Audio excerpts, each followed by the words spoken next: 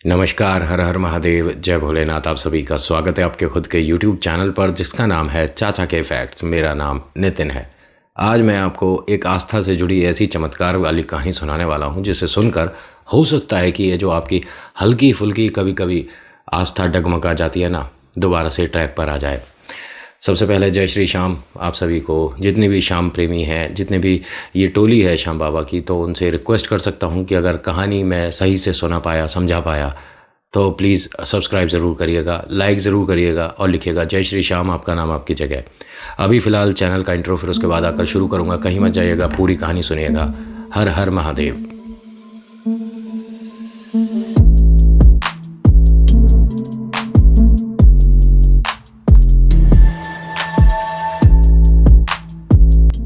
अगर आप पहली बार आए हैं तो थोड़ा सा अपने बारे में बताता हूं कि मैं यहां से फैक्ट्स, ईश्वर से जुड़े चमत्कार, रोचक पौराणिक कथाएं और तीसरी शक्ति, भूत प्रेत आत्माओं से जुड़े ऐसे प्रकोप सुनाता हूं जो कि आप ही लोग मुझे भेजते हो। अगर आपके पास भी कोई ऐसा अनुभव है जो कि ईश्वर ने चमत्कार किया है, आपको ऐसा लगता है कि उनकी वजह से आपकी ज़िंदगी में एक बड़ा बदलाव हुआ है, तो मुझे मैसेज करिएगा। Facebook, WhatsApp, Insta, comment section, कहीं भी आप मुझे मैसेज कर सकते हो। या कोई ऐसी अजीब सी, डरावनी, भयानक यादगार जो अभी तक आप भूले नहीं हैं, चाहते हो शेयर करना, मैसेज करिए, क्योंकि मैं हर किसी की कहानी को सच मानकर अपलोड करता हूँ। मैं यहाँ से कभी भी किसी तरह के फैक्ट्स, प्रूफ वगैरह नहीं मांगता कि ऐसा हुआ था तो उसका कोई मुझे प्रमाण दीजिए। बिल्कुल नहीं, जो आप कहते हो सब सच है। अभी फ़िलहाल कहानी अंजलि की है। ये आस्था की वो कहानी है जिसमें कह सकते हैं कि बाबा श्याम ने एक बिटिया को ये बता दिया कि हाँ, जो तुम करते हो उसमें 100% आप अपना योगदान करिए, बाकी सब मेरे ऊपर छोड़ दीजिए। मैं आपको कभी भी गिरने नहीं दूंगा, हारने नहीं दूंगा। ये परिवार बाबा श्याम से जुड़ा हुआ है। तकरीबन 13 साल की थी ये बिटिया जब से ये बाबा श्याम से जुड़ चुकी थी। जय श्री श्याम, बाबा जी सब कुछ ठीक करेंगे, खाटू श्याम दरबार जाती है। और हाँ, ये अपनी क्लास में इकलौती ऐसी बच्ची थी जो कि बाबा श्याम को जानती थी, मानती थी। बड़ा विचित्र है ऐसा सोचना या मानना कि आज के वक्त में कौन ऐसा है जो कि बाबा श्याम को नहीं जानता, नहीं मानता या नहीं पहचानता। बहुत कम होंगे। मैं तो कह रहा हूँ कि 100 में से शायद 99% तो बाबा श्याम से जुड़े हुए हैं, जानते हैं, मानते हैं। लेकिन 1% हो सकता है, और ये 1% कुछ वो लोग भी हैं जो कि इस चैनल से पहले नहीं जुड़े थे।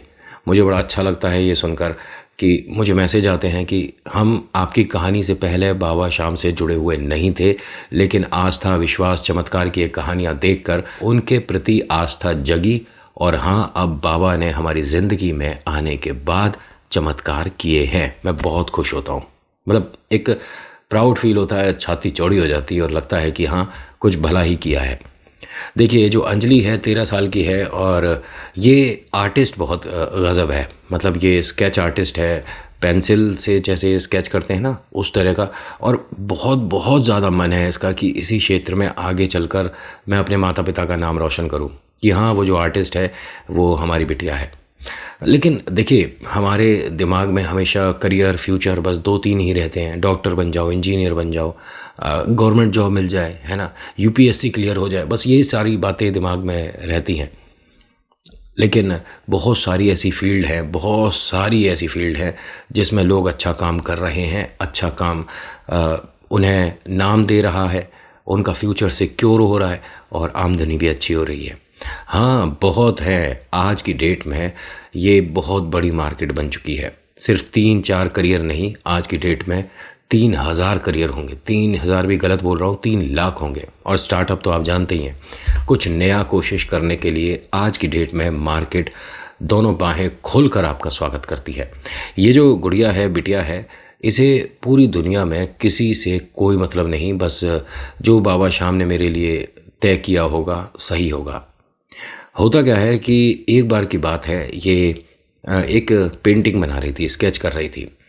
तो इनके पिता फ़ोन पर किसी से जब बात कर रहे थे तो थोड़ा सा एक कह सकते हैं कि वाद विवाद सा हो रहा था। ये बड़ी चिंतित हुई कि पापा क्या बात हो गई, सब कुछ ठीक है।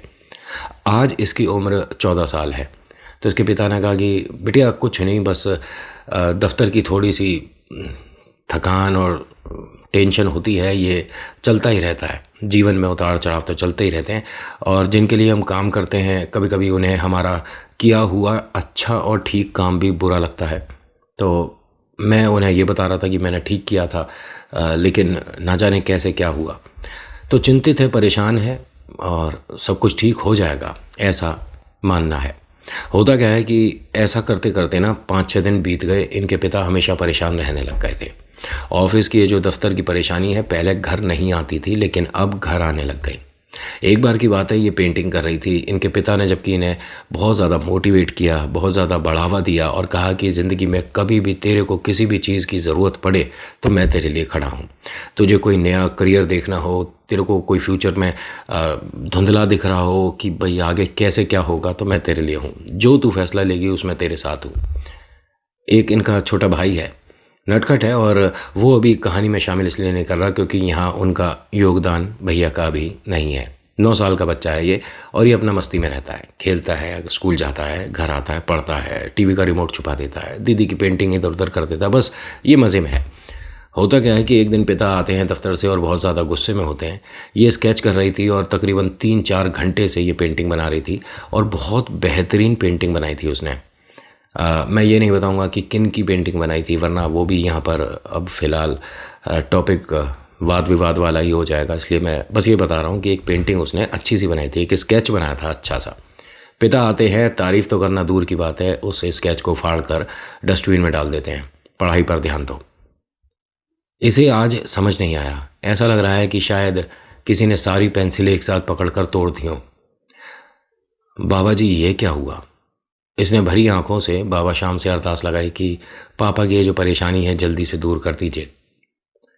और मैंने पहली बार आज अपने पापा को इस तरह से परेशान देखा है।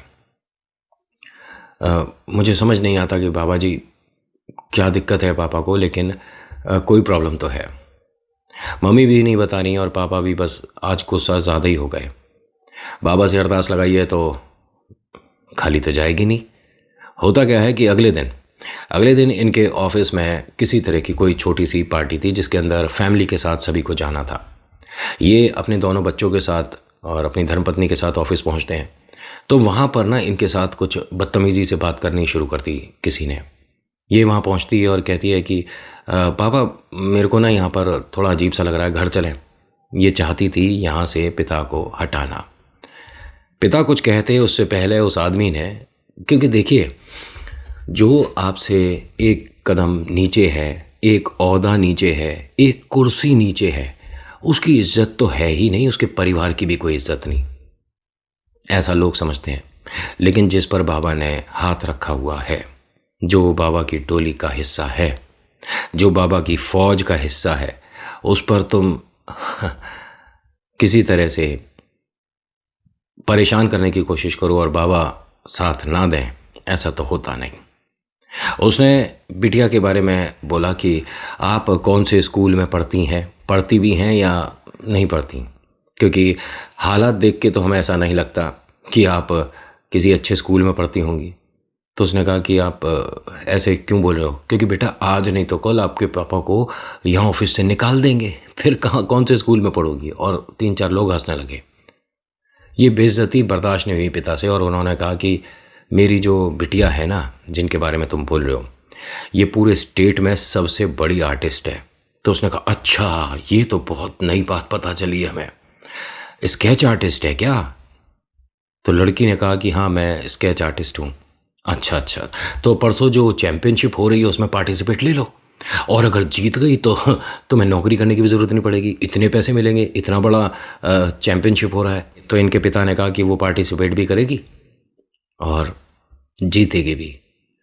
तो क्या कहते हैं कि भाई साहब, अगर ये जीत जाए आपकी बिटिया, ठीक है, तो ये जो कंपनी में अभी चल रहा है, ठीक है, उसमें आपका नाम हटा देंगे, और वो जो दिल्ली वाली बड़ी ब्रांच है ना, उसका आपको हेड बना देंगे। आ रही बात समझ में? कुछ भी बोल देंगे। अरे पेंसिल पकड़नी भी आती है क्या इसे? और मतलब एक बात बताइए, अगर कोई वाद विवाद ऑफिस का है तो उसमें बच्चे के साथ इस तरह से बात करने का क्या मतलब है? काहे का बड़ा आदमी तू? मूर्ख है। इस जैसों के साथ तो आदमी कोई बैठकर खाना ना खाए, इसकी पार्टी में आना इन्होंने गलत करा।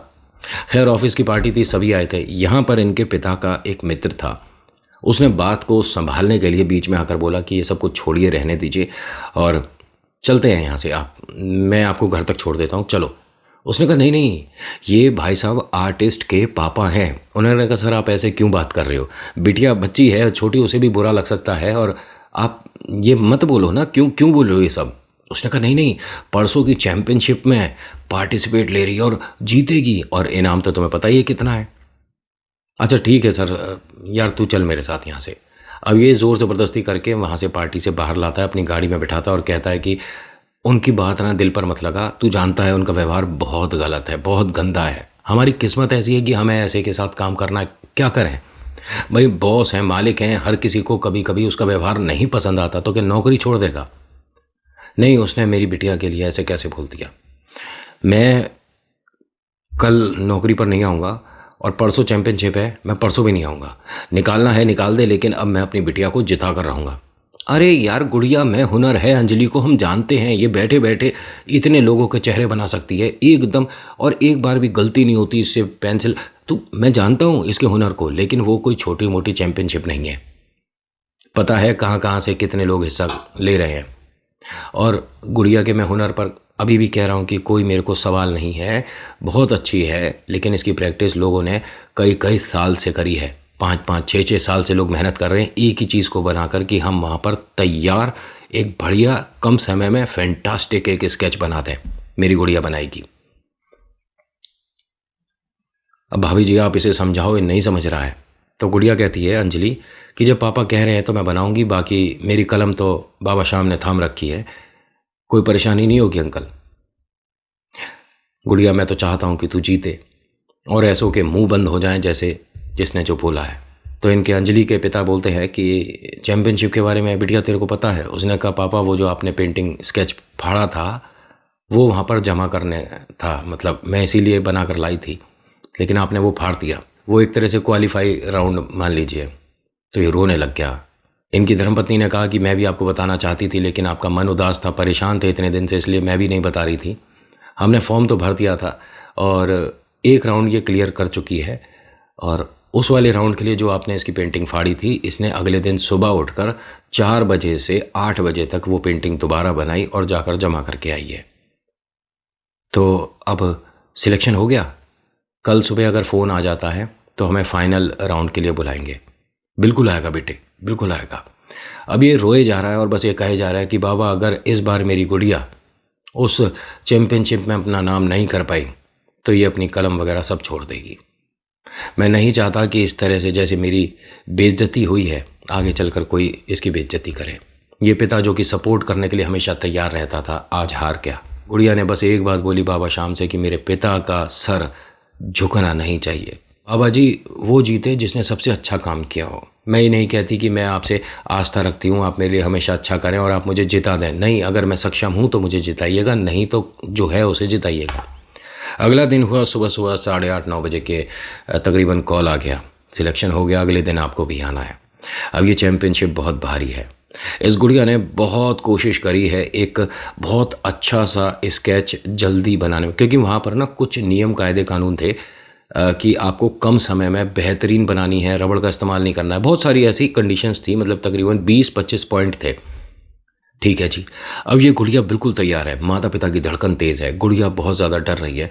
जो भाई है वो मज़े में है, उसे कोई दिक्कत नहीं है कि क्या चल रहा है क्या नहीं चल रहा है, वो मज़े में है। अब ये सभी जने चैम्पियनशिप जहाँ हो रही थी, स्केच ये जो टूर्नामेंट कह सकता हूँ क्या कहूँ, वहाँ पहुँचते हैं तो वहाँ पर 3 राउंड होने थे। पहला राउंड वो था कि जिसमें आप रबड़ का इस्तेमाल कर सकते हैं, पेंसिल का इस्तेमाल कर सकते हैं, और जो आपने घर से तैयारी करी है वो कम समय में बनाकर प्रेजेंट करनी है।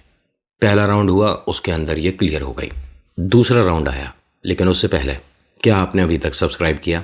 अगर नहीं किया और मैं कहानी आपको सही सुना पा रहा हूँ तो सब्सक्राइब ज़रूर करिएगा, ठीक है, और लाइक करिएगा और लिखिएगा जय श्री श्याम, आपका नाम आपकी जगह।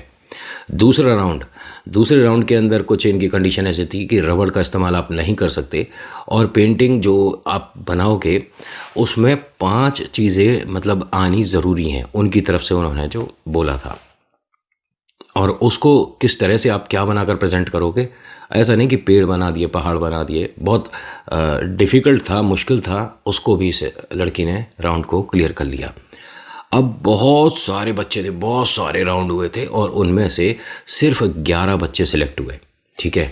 और हाँ, यहाँ पर एज की भी कोई लिमिट नहीं थी, कोई भी पार्टिसिपेट कर सकता था जिसे स्केच आता है बनाना, भले ही वो 7 साल का बच्चा हो या 70 साल के बुजुर्ग हो, आप पार्टिसिपेट कर सकते हो, क्योंकि जो धनराशि थी वो बेहद बड़ी थी और इतने पैसों में एक बहुत अच्छी लग्जरी गाड़ी आ सकती है, ये मान लीजिए इतनी। और बड़े बड़े फिल्मी सितारे आए हुए थे और बहुत अच्छे लेवल का था, बड़े बड़े मंत्री जी वगैरह भी आए हुए थे, भव्य था, भव्य था। तीसरा राउंड आया, तीसरे राउंड के अंदर इन्हें एक समय लिमिट दिया गया। समय था 8 मिनट का।